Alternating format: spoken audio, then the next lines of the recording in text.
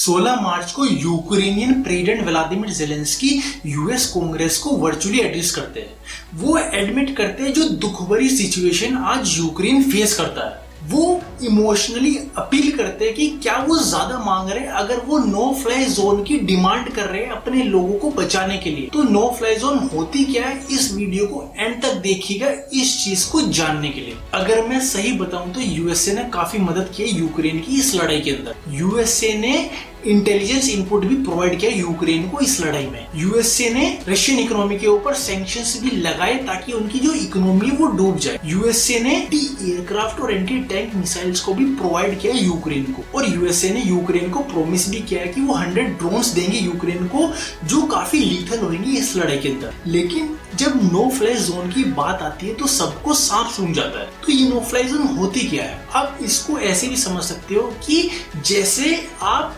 एक ग्राउंड है और उसके अंदर आप पोल को गाड़ दो और उस पर लिख दो कि यहाँ पे किसी भी इंसान की एंट्री अलाउड नहीं है। यानी कि अगर नो फ्लाई जोन डिक्लेयर हो जाता है किसी भी कंट्री के ऊपर तो वहां पे किसी भी प्लेन या किसी भी जेट को एंट्री नहीं मिलेगी, यानी कि उसकी जो एंट्री वो बैन हो जाएगी।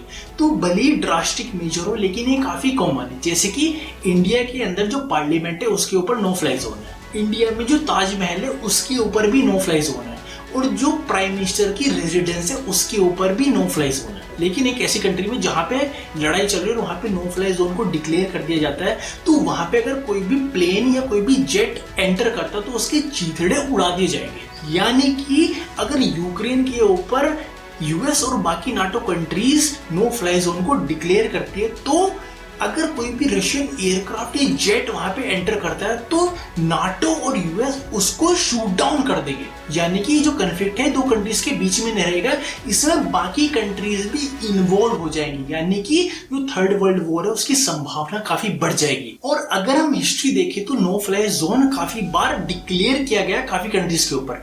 जैसे कि ईरान में किया गया था 1991 में, जब इराक की जो गवर्नमेंट थी वो शिया पॉपुलेशन को टारगेट कर रही थी। नो फ्लाई जोन को बोस्निया में भी डिक्लेयर किया गया था जब उसने अटैक किया था सर्बिया को। नो फ्लाई जोन को लिबियन सिविल वॉर 2011 में हुई उसमें भी डिक्लेयर किया गया था। तो ये सब कंट्रीज है, ये काफी छोटी है, और अगर यूक्रेन के ऊपर नो फ्लाई जोन लगाते हैं तो यहाँ पे जो लड़ाई होगी वो सामने रशिया से होगी, जिसकी जो मिलिट्री वो सेकंड मोस्ट पावरफुल है इस दुनिया में। और जो चीजें वो काफी जल्दी हाथों से निकल सकती है और ये जो स्केल है ये बहुत बड़ा हो जाएगा। और अगर हम नो फ्लाई जोन की इफेक्टिवनेस को देखें तो नो फ्लाई जोन जब बोस्निया के अंदर डिक्लेयर हुआ तो यहाँ पे नो फ्लाई जोन के बावजूद भी कम से कम भी 8000 लोगों को मार दिया गया।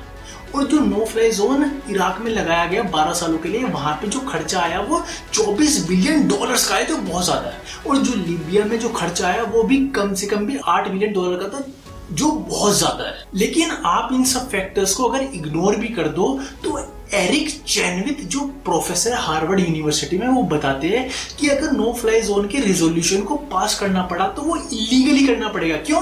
क्योंकि जो नो फ्लाई जोन का रिजोल्यूशन है वो सिक्योरिटी काउंसिल से होके जाता है, और सिक्योरिटी काउंसिल में पहले से रशिया बैठा है, तो वो ऐसे रिजोल्यूशन को पास नहीं होने देगा।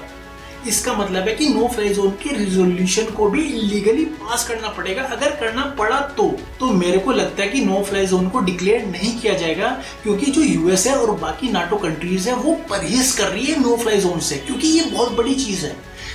अगर ये डिक्लेयर हुआ तो ये डायरेक्ट इन्वॉल्व हो जाएंगी लड़ाई में, और ये लड़ाई फिर बड़ी होती रहेगी। तो इसीलिए यूएसए और बाकी NATO countries no fly zone को डिक्लेयर करने से परहेज कर रहे हैं। और जल्दी ही मैं आपको नेक्स्ट अपडेट दूंगा, तब तक अपना ध्यान रखिए। Thank you.